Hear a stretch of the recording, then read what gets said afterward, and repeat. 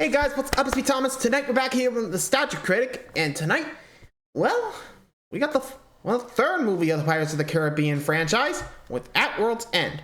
So, to recap, Davy Jones sent the Kraken after Jack Sparrow, the Kraken got Jack, and now the crew's about to try to find their way back to get Jack out of Davy Jones' locker. And with some help on Barbarossa, too. I actually do remember this scene, or at least the movie, especially the opening scene, because, yikes, messed up. You'll see what I mean if he covers that scene. Anyway, let's hop into it, shall we? Be sure to like, subscribe for more. Hope you enjoy. Let's go. This episode brought to you by Honey, the easy way to save when shopping on your iPhone or computer. Guess what? I'm coming to Dublin. Come see me in Ireland at Vaticon, March 25th to the 26th. Vaticon. And the weekend right after that, you can see me in Chicago at C2E2, March 31st to April 2nd. Hope to see you there. See you there.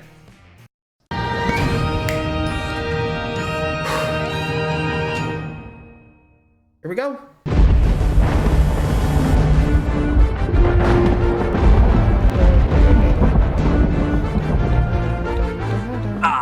Won't Sparrow here, ready for adventure on the seven seas. Hush, Walter! Did you see we're mourning the dead? What? What are you talking What about? that? Davy Jones has been taken down. Oh. Maybe we finally beat the ink out of old Squidface? No. It means the dead float aimlessly through dark waters. Poor souls. I feel so sorry for them. So we're gonna fight them like those skeleton pirates? Grow up, Walter! What do you think this is, a Disney ride? Yes! No! No! This is Pirates of the Caribbean! Serious shit! There's the father of one of the main characters. He was hanged because he heard too much information. There's a little boy. He was hanged because he helped some random pirates out. Jesus, we're hanging kids now too? We opened the movie with it, Walter! I thought we would open the movie with fighting the Kraken or something. No. Oh. He's dead too. This all seems very different from before. What are you You talking think? about, Walter? This was all planned from the beginning! From the development of wasn't. the ride. To the green lighting of the first movie, everything was building up to Pirates of the Caribbean being the most dramatic thing ever made! So toughen up, Walter. It's a pirate's life for us. Oh, okay, I see what you're saying. It's about the cruelty of mankind, Aye. the slaughter of Aye. innocents, Aye. the death of children, Aye. the auctioning of women. Whoa, It's a psychopath what? over here! But I Walter, I thought I knew you. thought we Get were. out of here, man! I can't even look at you.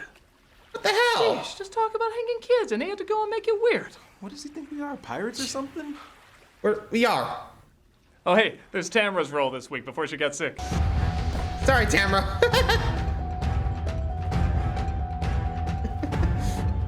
Poor Tamara. We finally come to it, what many consider the worst of the Pirates films, Pirates of the Caribbean at World's End. Originally Shall meant we? to end the Pirates trilogy, the film became the most Well, you know. expensive movie ever made at that point, and clocked in at 2 hours and 50 minutes. Not that the pirate movies have been 250. particularly short, but the film suddenly decided it wanted to be heavy and serious, almost like it wanted to take that pirates changing back at the end of the first film and milk it for all it's worth. But that moment felt appropriately built up. This film started without a finished script, and brother does it show. So many things set up in the first film and even the second film are either dropped or drastically altered. This wouldn't be too Yeah. bad if the movie still had some laughs, but because somebody decided we want to be Schindler's List for some reason, the film takes Pretty much. itself way too seriously. It was panned by critics, not particularly liked by audiences, and often serves as a punchline for unbearable sequels to sit through. Yeah. So, is it as bad as all Sure. that? Yeah. Let's find out. Let's take a look at why. Because the Pirates films have always been about government control to abuse those in need. Okay, I think I got it. We. Wrong! What? This is I didn't Pirates of the say Caribbean anything. at World's End. Let's end. Shall we?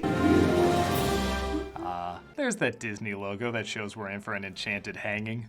Yeah, it doesn't even ease you into it. It dives right into its own self-important ass. With anyone who ever has been or ever helped pirates in the past being hanged, including civilians, women, and like mentioned before, even The children. children. Yeesh. Don't worry, we'll get you a booster seat for your neck breaking. What the Literally hell am boost. I watching? Look, if they wanted to make this heavier or darker, fair enough. A lot of things we thought would stay light have gotten heavier over the years. This is like going from Ghostbusters 1 and 2 to opening the third one like Sophie's Choice. Does the ending of the last one really match the opening of this one? I got a jar of dirt, I got a jar of dirt, and guess what's inside it? Like two perfectly fitted puzzle pieces from two entirely different puzzles.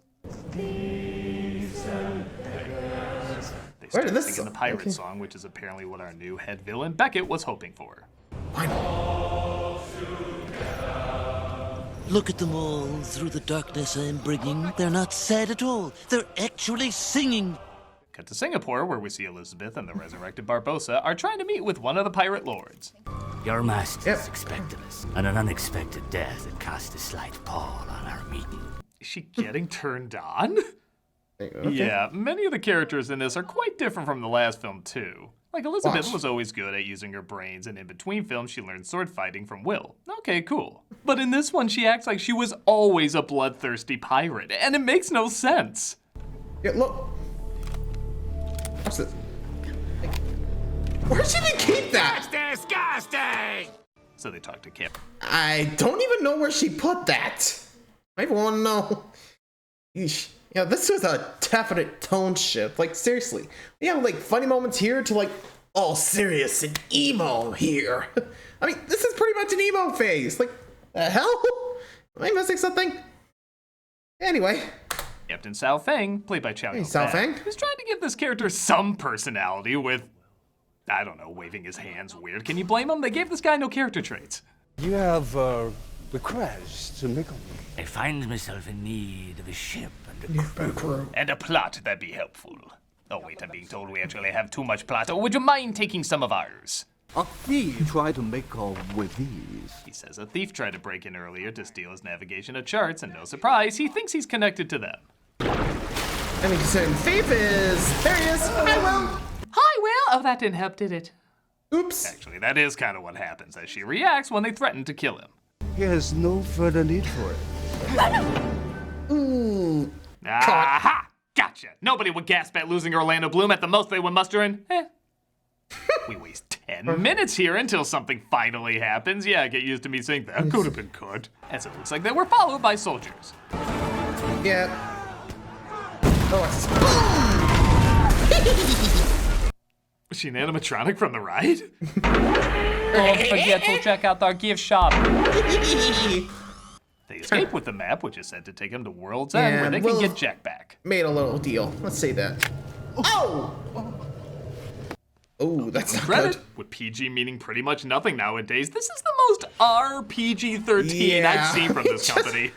Yeah, pretty nasty Davy looking. Jones is now being controlled by Beckett, who'll destroy his heart if he doesn't do as he commands. This is similar to Bane being second banana to someone else. If the villain they're working for isn't as interesting, it simply isn't fun. It's nothing personal, Jack. It's just good business. They really try to make sure? Beckett the big bad guy in this, as he wants to destroy all pirates, and he's just not written or acted in that enjoyable way. Maybe if he was a charming stuffed shirt like Belloc or Donovan, or even comically annoying like Joffrey or Prince John, I could get behind that. But I ironically Not end up so much. hating He's- this guy because he's not fun to hate. He's just boring. Davy Jones was cool. He had an awesome backstory and design. He had a neat way of talking. This guy just acts like that kid who brags about how he got to play the newest video game first. This ship do as directed. And yet here you are. Captain is to sail it as commanded. You're mad. The immaterial has become immaterial. I got the new Grand Theft Auto before you did. Don't worry though. The amazing charm of Will and Elizabeth will once again entrance you. How long do we continue not talking? Once we rescue Jack, everything will be fine. Then we rescue Jack. Trust me, a lot of people are hoping that's true. Yeah, no kidding. We need our Jackson. Themselves tossed over a waterfall that leads to random audio from the ride. Okay, that is the laziest way yet to tie this all back to the source material. Yeah, In the how? first film, it was like 4 callbacks. In the second one, maybe 2. I bet you anything at the last minute they were like, oh shit, we have nothing from the ride. Quick, Harry, record the ride audio on your phone. We'll just put it in the movie somewhere. And a mere half hour in, we're finally given our intro of Jack, which once again is pretty memorable. Step lively! With a will! Fire away! down below! Okay, so I do legit like that Jack's punishment in Davy Jones's locker is being surrounded by other versions of him. I'm not sure if this is his unique punishment or if he just went mad and is seeing things or Probably whatever, mad. but it's fitting. Even if sometimes it does go a little too abstract. Watch.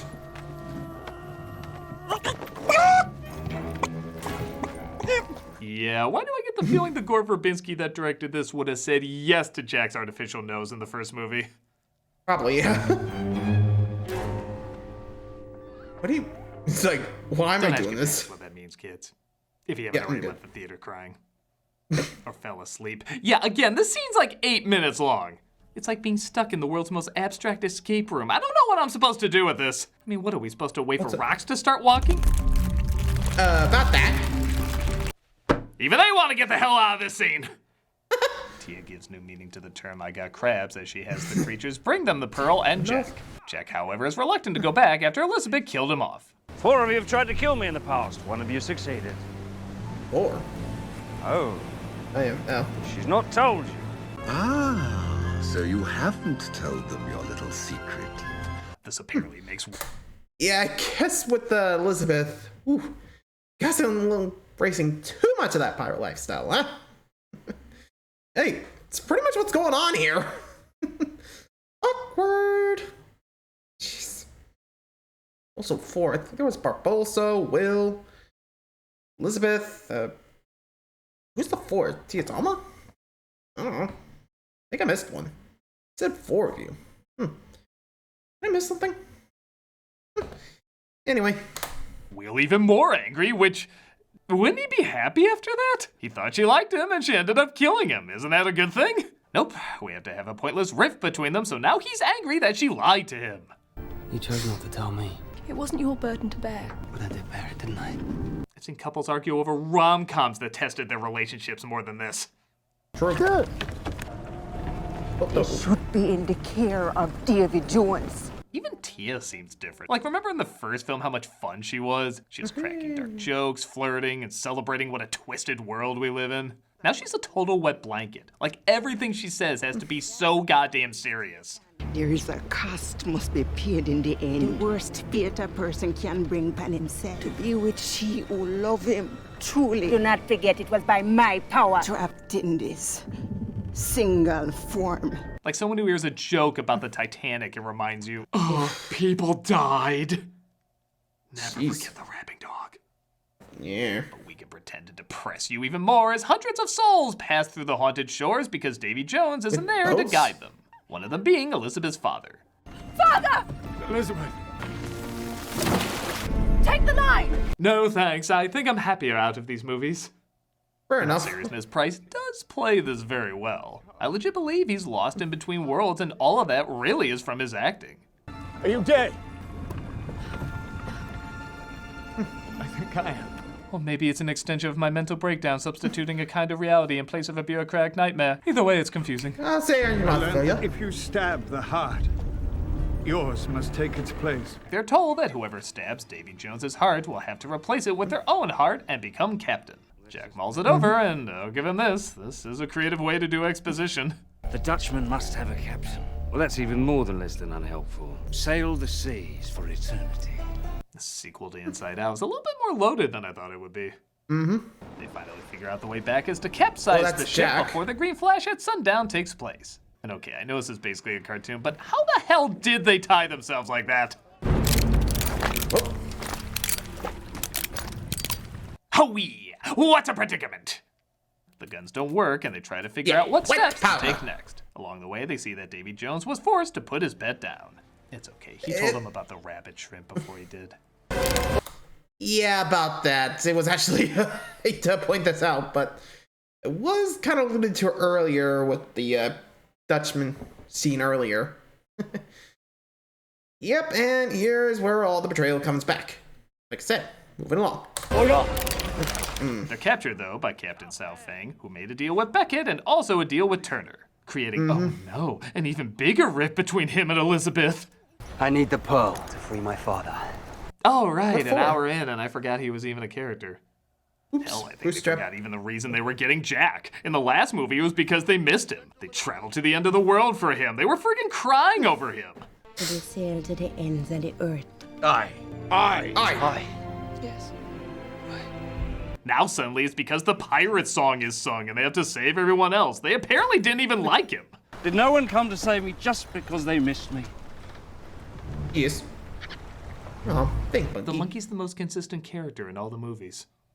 Unfortunately, Sent to true. Beckett, and Jack has a conversation with him that lasts 6 minutes. Now, that doesn't sound too long, but when it's nothing but confusing plot exposition, you start to feel like one of those brain-dead souls in those rowboats.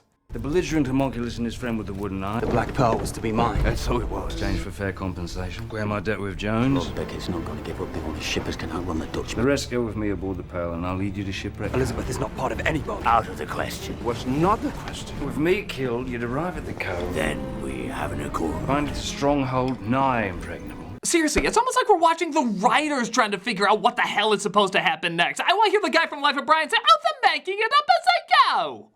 Yeah, So pretty like much. 5 deals are made, including one where Elizabeth basically gives herself to this captain because it'll piss off Will. Done. They are pirates. I have had more than enough experience dealing with pirates. Yeah, you got your priorities straight. Sparrow escapes, agreeing to be a spy for Beckett. And at 1:15, the entire running time of many decent adventures, not including the credits, we're not even at the halfway point yet. Well, screw it. I need a moment to process a very important question. Why is the rum gone? You know damn well why it's gone watching this. Yeah. That's me, Slick. Yeesh. I think they were trying to like tie up some loose ends, considering like, you know, like you said, this was supposed to be the last one. So I guess they figured, well, might as well try to tie up some loose ends, you know? I mean, seriously, they were just kind of like mad-libbing it, weren't they? I mean, I hate to kind of put that in comparison, but they kind of were in a way.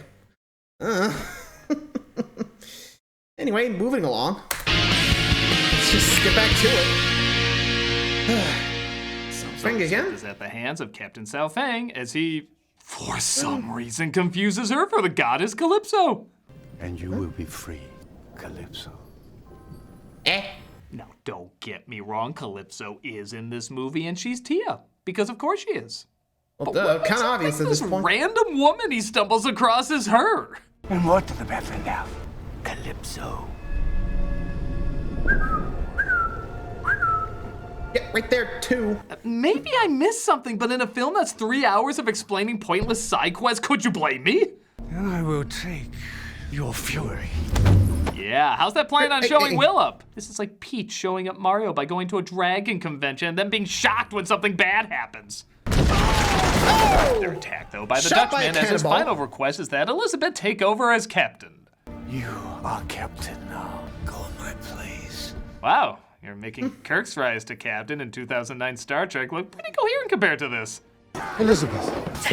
She's reunited with Norrington. Want to make out on trying to get back at Will, as well as Bootstrap Bill. Hey, Bill? My name. Yes, I know your son. I swear you look just like him. So much friggin' stuff happens and doesn't happen in the next 15 minutes. It's enough to make you envious of the people in the opening. Will sends breadcrumbs of dead men to Beckett. Sparrow kicks him off. Norrington frees Elizabeth. Bootstrap Bill goes nuts and kills Norrington. Will reaches Beckett. He says he can lead him to the pirates. The pirate lords meet up and talk for another 15 minutes on top of the other 15 minutes of mindless talk we just had. Christ, maybe there was humor in all this, because the other films went back and forth a lot too, but they mixed it up with good jokes and surreal visuals. There aren't nearly as many jokes in this, weird in a movie that starts by hanging a kid. And the visuals are so drab and boring. I feel like if the color palette of The Matrix could puke, this whole film would be its vomit. Also, the other films kept adding stuff, new characters and creatures and so forth. Here we have the Pirate Lords, but honestly they don't do much. They look cool, I want to know more about them, but they just kind of scream at each other and that's it. This is madness. This is politics. No, it's not true. At the center is a guy who barely knows where he is half the time. Well, this guy talk funny and pretend they built up what his voice would sound like. They didn't, but whatever. And they even have Keith Richards. Holy shit, the guy Jack Sparrow was based off of is playing his father, and they do nothing with him. I always thought it was He's his just brother or there. something. Actually, no. Him just being there would be funny, like a walk-by cameo or something. But instead, they give him these empty lines that somehow leave less of an impact than if he had no lines. Code is the law. You're in no way, boy. Sea turtles, mate. Our boss is right. Unlikely. Granted, I do dig this line. It's not just about living forever. The trick is living with yourself forever. All right, that's not bad. Now get over here. The only scene that kind of works is between Davy Jones and Tia, who's been revealed as Calypso. Maybe it's because these two actors are so odd and talk in such over-the-top ways, but for the short time they have, I do legit believe their bizarre romance together. Honestly, I kind of wish they had their own movie. Would you love me if I was anything but what I am? My heart will always belong to you. Also, there is something funny about Bill Nighy finally being able to show his real face, and it's still covered in so much other shit you can't recognize him. I think Lorenzo Music showed his face more as Garfield than Nighy is Davy Jones. You be the cur that led these wolves to our door. This leads to, you guessed it, more people meeting up and just talking. As Beckett and the pirates make a switch between Jack and Will. Jones can't touch dry land for 10 years at a time, and as much as this movie is overwritten, goddammit, couldn't they show how they got Davy Jones in that bucket there? Yeah, I kind of want to carry him in the bucket? Did they put the bucket on land? He had to make a big jump into the bucket? Did he nudge the bucket with the weight of his feet to move it? This film needs more humor, and I would have laughed my ass off at this. Yeah, I kind of want to see that. You feel dead. I think he feels a lot of things coming in the future. Pirate's plan is to release Calypso from her human bond and ask for help. Someone must speak the words, Calypso, I release you from your human bond. It must be spoken as if to a lover. And seeing how I look like a half-burned Captain Crunch, obviously it'll be coming from me. You didn't say it right. But Wooden Eye Pirate says it the right way because he apparently has. He remembers. For her? I don't know. This film focuses on stuff it doesn't need to and ignores all the stuff it shouldn't, causing her to grow in size. Honestly, a pretty decent effect. Calypso! We kneel before your giant cooch.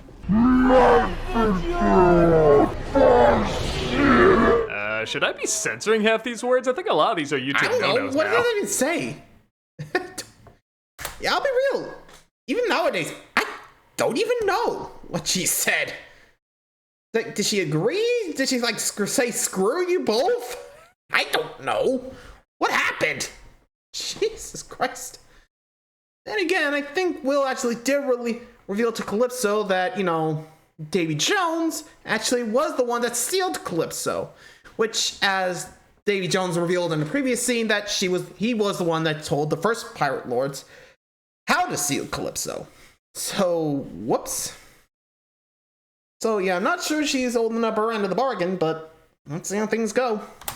Also, case of the crabs again, and they think she abandoned them. But Elizabeth, now totally a pirate captain, guys, gives an encouraging speech to rally the troops that I don't believe they get behind for 1 minute. You will listen to me. Listen! They will hear the ring of our swords and they will know what we can do! Okay, so she's not half-assing it. You can tell she's putting in the effort. But she's just not that convincing. They will see free men and freedom! I've only seen this pirate lord for a few minutes, and I completely believe that's a pirate captain over Elizabeth. Yeah, sorry, Elizabeth. Hoist the colors.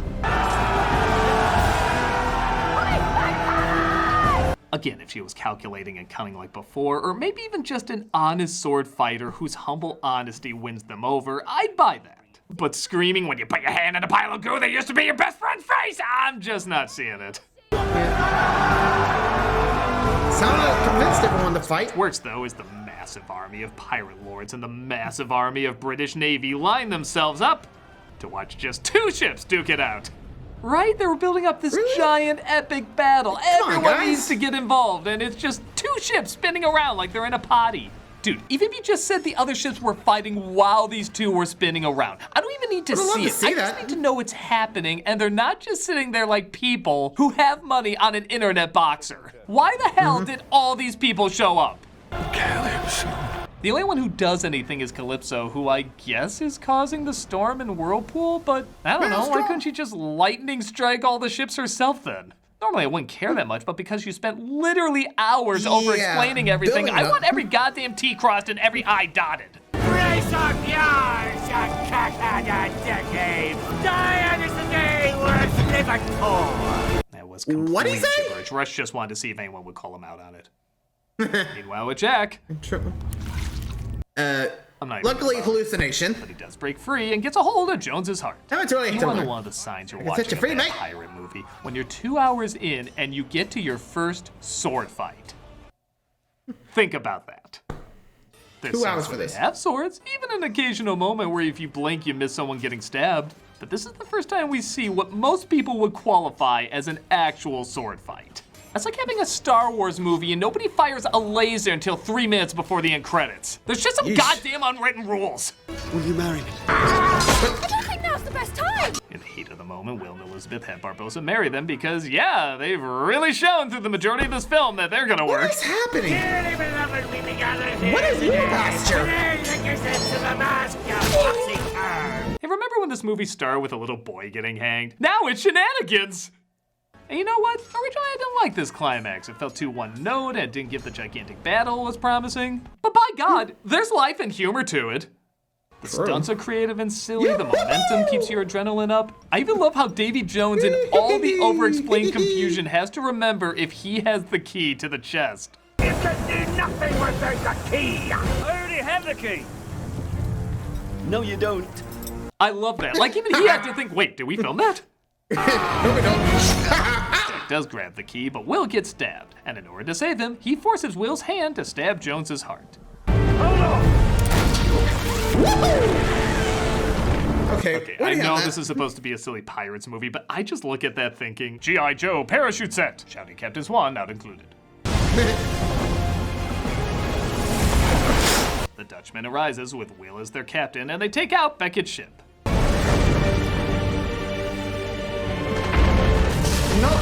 While this death scene is a lot of fun and hilariously over the top, I'm sorry, it's way too cool a death for this character. I mean, This guy has done so much nothing, and I don't feel any satisfaction when he gets his comeuppance. Imagine Billy Zane from Titanic or DiCaprio from Django Unchained. There's like a million other snobs I would love to see this death for, and it's wasted on this schmuck. Makes as much sense as cheering for not doing a goddamn thing.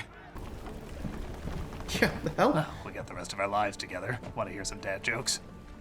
Barbossa steals the Black Pearl again, but Jack steals his map to the Fountain of Youth. And I do like he returns basically back to the same scenario as he started with in these movies. With that said, it looks like Turner is now the captain of the Dutchman, and he can't set foot on land for 10 years. Oh, I guess he's gonna recruit Elizabeth to be on the crew. Nah, she's good. Just a bang zoom, thank you, Bloom, and she's off to live her life. Will she often join him at sea, seeing how she's a pirate lord and all? Well, actually, the end credits scene shows she got pregnant.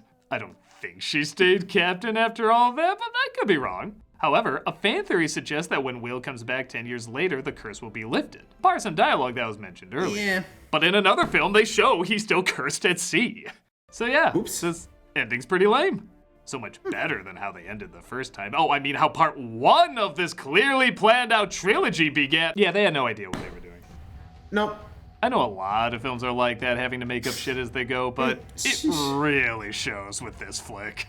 And I wouldn't mind the sudden tone change, the decreasing of jokes, the flip-flopping characters, if it just wasn't so damn long.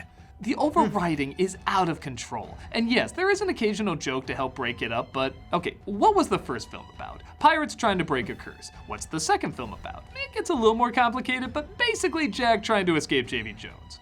I, for the life of me, cannot tell you what this is about. Aside from an hour and a half too long. For the most expensive film at the time, there's too much cartoony CG. For the end of a trilogy, it never feels like it was planned out. And for what was supposed to be a lighthearted series with an edge, transformed into a complicated bore fest. It's not the worst sequel ever made or anything, but it's definitely some really bad eggs. Yeah. And that's about it for Pirates Month. Stay scurvy, mates, and until next time, Drink up, me hearties, yo-ho! Wait. So I'm guessing they're not doing the other 2 movies? Like, remember... Oh wait, there's 4. Hold on. Wait, we still got like 2 more movies. What? Yeah. Oh, that's right, they did make more. No, that can't be right. Let me see. Jack, I think there's 2 more at least. They did make 2 more movies. They're the ones everyone forgets about. Whatever. Tamara will be playing my part then. Harsh. What are they even called? I think it was on Stranger Tides. That's Teenage Ninja Turtles. Race of yours, you cockheaded decade! Sorry about that.